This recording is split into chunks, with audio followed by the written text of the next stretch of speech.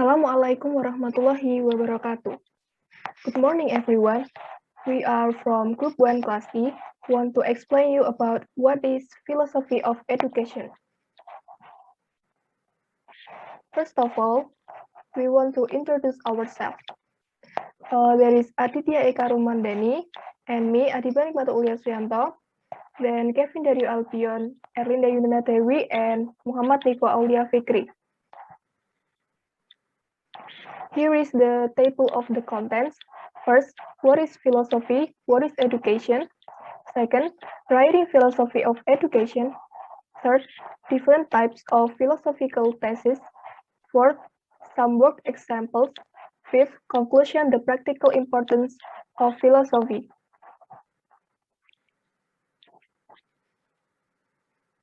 The first one is, what is philosophy? What is education?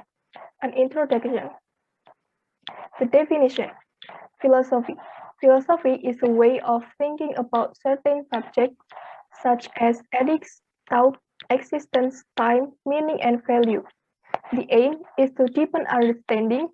The hope is that by doing philosophy, we learn to think better, to act more wisely, and therapy help to improve the quality of all our lives. Education.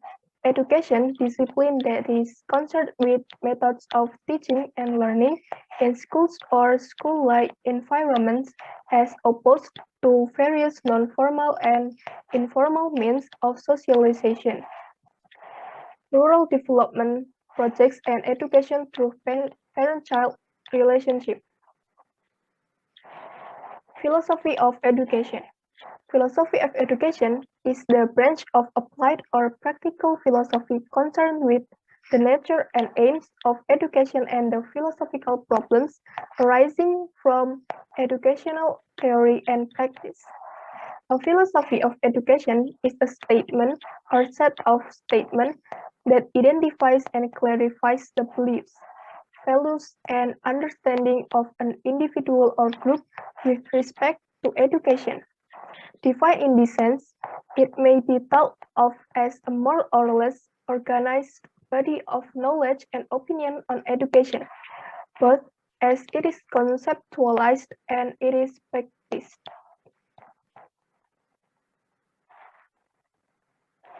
The next is Nico.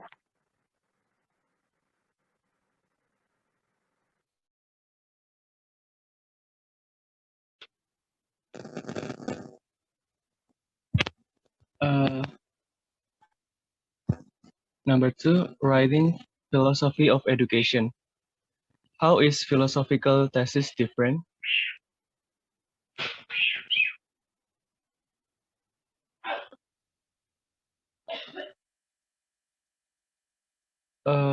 In contrast to the above, we can say that philosophical thesis is not empirically researchable, hence it will not have the same pattern of procedure. There is no writing up of result because there are no results.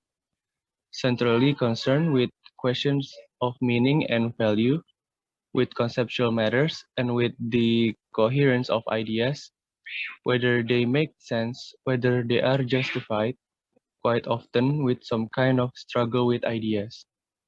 Sometimes, based on a precise question, one sets out to answer or provide two solutions to, but often concerned with an area in which one searches with less clear a destination. Sometimes crystal clear argument organized with precision. For example, a systematic refutation of an established point of view relying on the sheer force of logic, but sometimes more loose and less systematic in style, where the force of ideas and the language used to express them is allowed to evolve. Sometimes you don't know what you think until you have written it, sometimes structured in such a way that one sets out clearly at the start the way one is going to proceed. but sometimes organized in such a way as to avoid showing one's hands at the beginning in order to build up the argument more convincingly. Number three, different types of philosophical thesis. Categorization for philosophical study. Questions of conceptual clarification. Studies of this kind will typically be concerned with ideas that are current in educational policy and practice. They will try to clarify what is understood by these terms and how cogent the ideas are. The following might be examples. Number one, the idea of lifelong learning. Number two, what is quality and how can it be assessed? Number three, the nature of religious belief and the nature of religious education. The purpose of the study here will be to make clear this meaning and to address the question of value that they raise. And it should be noted that it is likely that most philosophical research will somehow or other involve some clarification of the ideas in question. Questions of justification and value. Um, what is the point of an activity? Why do we why do we value this activity more than that? Which values are important? Number one, a justification for happiness classes in the high school curriculum. Number two, personal autonomy as an aim of education. Three, the case for mass higher education. Four, the value of self-esteem. Five, learning to be tolerant. A critical discussion. There are certain formal principles we can apply to considering these, such as consistency and coherence. But at some point, questions of substantive value need to be addressed. What matters most and why? Ultimately, these matters open onto the biggest questions about what is important in life.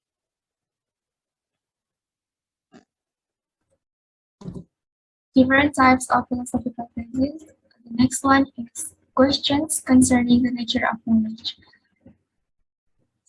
First, professional expertise and its acquisition in physiotherapy. The second is the idea of transferable skills and their place in higher education.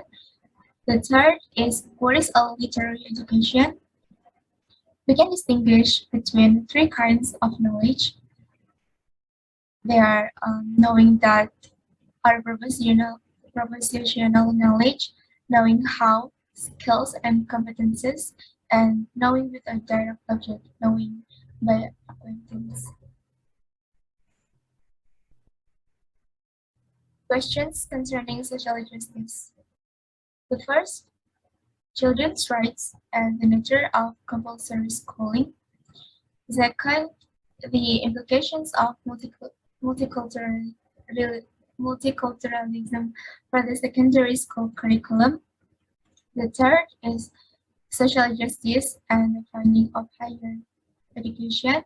The fourth is the idea of inclusion. Much of the difficulty here concerns what is meant by terms such as rights and inclusion and multiculturalism. Remember also that everyone is in favor of justice, but there are big differences over what counts as justice. This is true across cultures and within them. Justice is an essentially contestable term.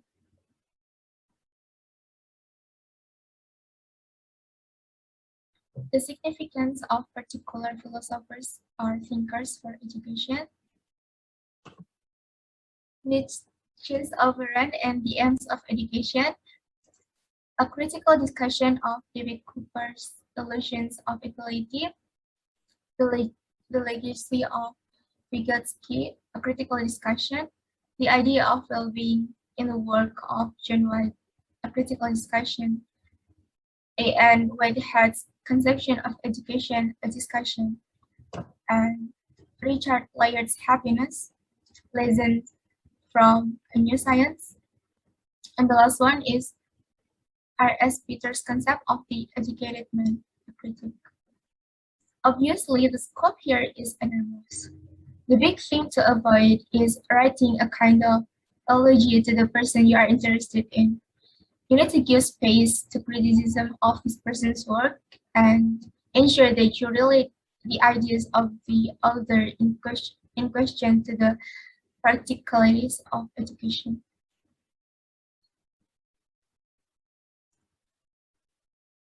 Critical discussion of policy documents, influential publications, or current developments in practice.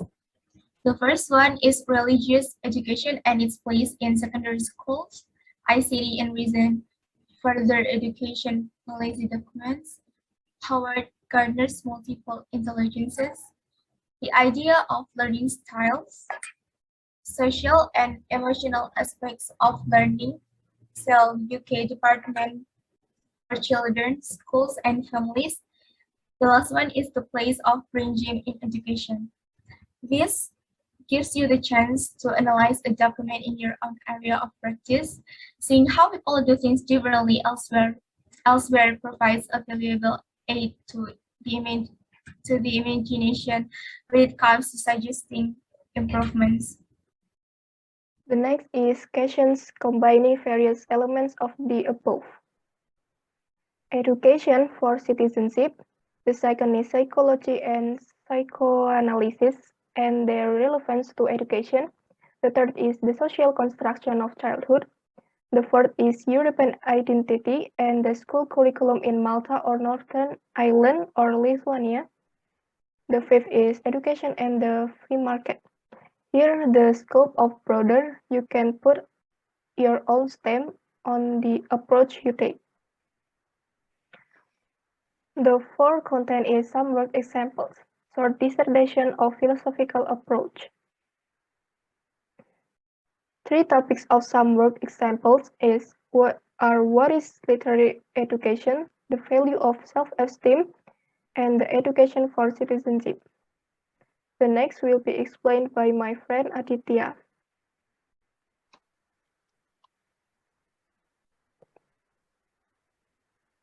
What is literary education? It explains that the purpose of thesis is to ask what a literary education should amount to. Chapter 1. The point of literature. This chapter considers a variety of theories in literary criticism concerning the point of literature and of literary appreciation. A. Aesthetic pleasure. B. Moral and character education. C. Expression and self-expression. Chapter 2. What is style? How to decide what is to be included in the canon. Standard criticism of the canon are considered books by dead white males, as well as the problems of multiculturalism in relation to the canon. Particular attention is paid to the work of Alan Bloom and Harold Bloom in relation to the idea of tradition and to Wayne Wood in relation to multiculturalism.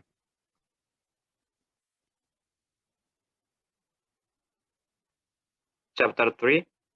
Subjectivity and objectivity in literary judgment. What kind of knowledge is literary knowledge about text? Skills to decode text, direct acquaintance with text, what is the nature of value judgment and in literary appreciations? Are there objective truth here? Is Jane Austen better than J.K. Collins? What role is to be allotted to subjective preference? What is the role of personal response in the appreciation of a text? Is that response something learned or it is a purely personal, natural thing? How is assessment to take place in this subject? This depends crucially on the kind of knowledge, if any, that it is taught is being imparted. Chapter 4. How is literature to be taught? In the latter chapter 2 and 3, suggestions of principles to guide the choice of text and the manner of teaching are now provided. What is role classroom interaction?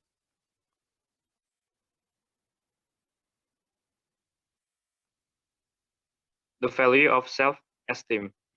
This sets the scene with evidence of prominence of talk of self-esteem in both educational research literature and the popular media. It identifies recent relevant publication, including psychological measures of self-esteem. It acknowledges the existence of a critical literature about self-esteem, especially regarding what is meant by it and how far the emphasis on it is desirable. And it explains structure of the thesis that is to follow.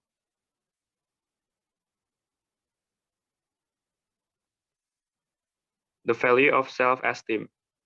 Chapter 1. The development of self-esteem as an aim of education.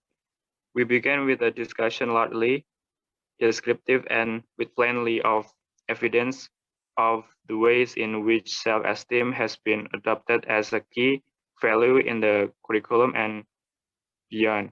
A brief sketch of the story of this is offered. When did this come into the educational literature? Connections are drawn with the culture of therapy and ideas of well-being. Chapter 2, Self-Esteem and Education Psychology. This chapter considers specific ways in which self-esteem is understood within educational psychology, perhaps identifying contrasting approaches, say in behavioral management, in counseling psychology, and the psychotherapy. It also examines attempts to develop measures for self-esteem.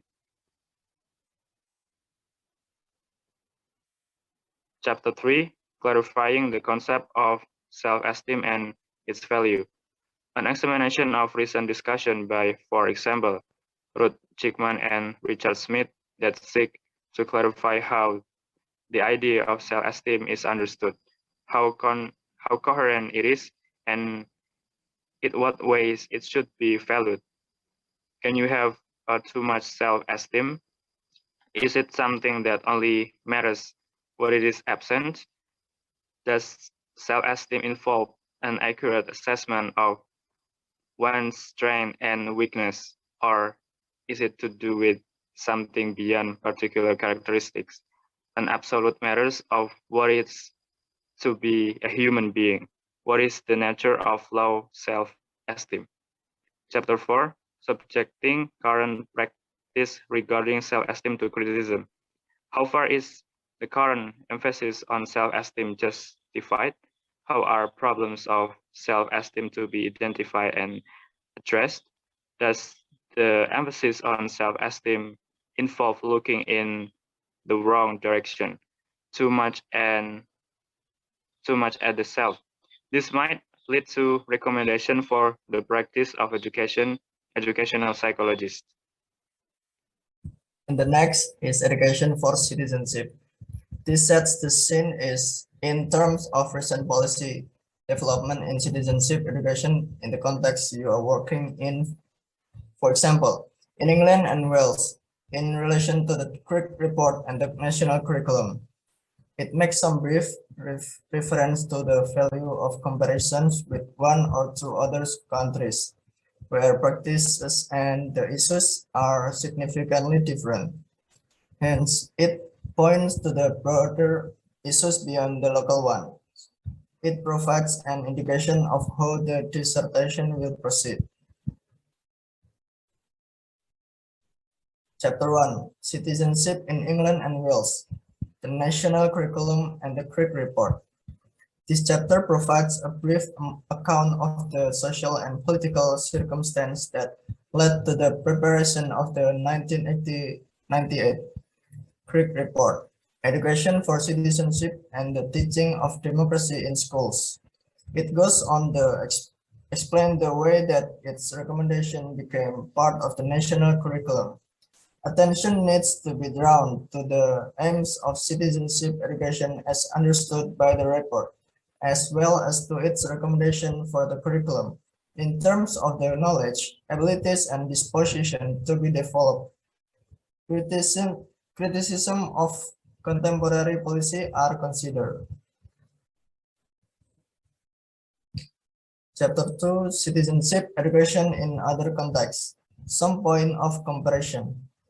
Consideration is given to different priorities that are evident in citizenship education curricula in different countries.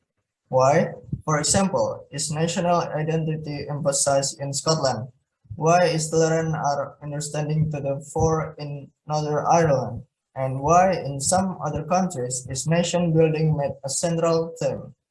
Furthermore, how is citizenship in the national context to be related to European citizenship? And how is it to the idea of world citizenship? Perhaps here there can be consideration also of how citizenship is related to patriotism, and there is also the question of the citizenship test that have been developed for those who want to become British.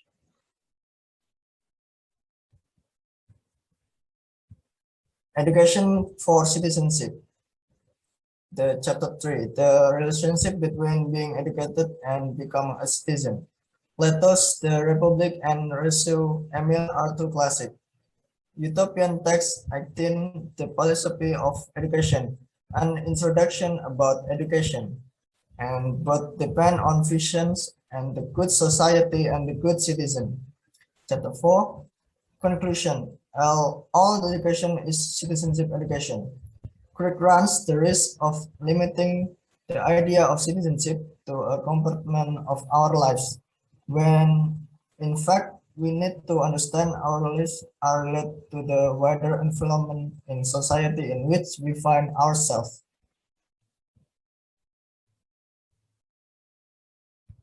The last is conclusion, the practical importance of philosophy. What does moral education consist of? Does it mean children being quiet and obedient? Or does it mean that children must come to be responsible for themselves? Gary need above all is to do some serious reading and thinking, and it is philosophical literature that is likely to help him here. Head teacher Rajinder may come to see happiness classes with skeptical eyes. She is surely right to be concerned about rising level of stress among her colleagues and students. But are happiness classes more than a feel-good, cosmetic response to this too quick and easy a solution? Sam finds herself adopting catchphrases that she hears in policy circles. She feels less and less capable of parsing argument in other way. If Sam reads some philosophy about these matters, this will help her in representing the case. It will also help her to see things more clearly. And these are the resources.